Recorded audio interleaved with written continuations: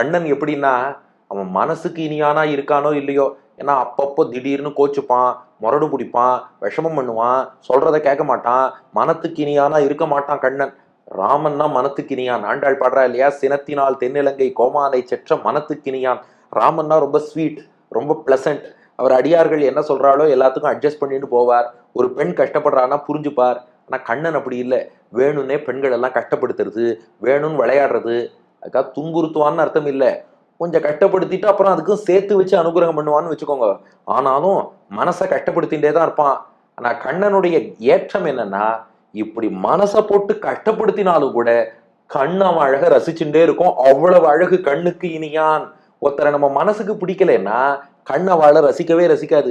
ஆனா கண்ணன் எவ்வளவு அழகுன்னா, அவன் நம்மளை போட்டு படுத்தினாலும், சொன்ன பேச்சே கேட்க மாட்டேன்னு சொன்னாலும், வீட்டுல வந்து தலைகீழா நின்று விஷமம் பண்ணாலும் கண்ணு மட்டும் ரசிச்சுட்டே இருக்குமா.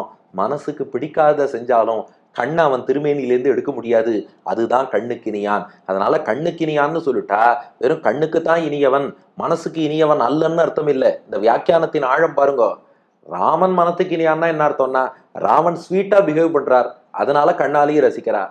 ஆனா கண்ணன் எப்படின்னா, அவர் ஸ்வீட்டாவே பிஹேவ் பண்ணாட்டாலும், மனத்துக்கு இனியானா இல்லாட்டாலும் கூட கண்ணுக்கு எப்போதும் இனியவனாக கண்கள் அவனை ரசிச்சுட்டே இருக்கும். அதுதான் கண்ணனுக்கான ஏற்றம்னு. ஏன்னா பெரியாழ்வாருக்கு எப்போதுமே ராமனை விட கண்ணன் தான் ஒருபடி மேல. மணவாள மாமுனிகள் அதன்படியே வியாக்கியானம் பண்ணி காமிச்சுட்டார். கண்ணுக்கு இனியானை, எப்போதுமே அவன் கண்ணுக்கு இனியவன்.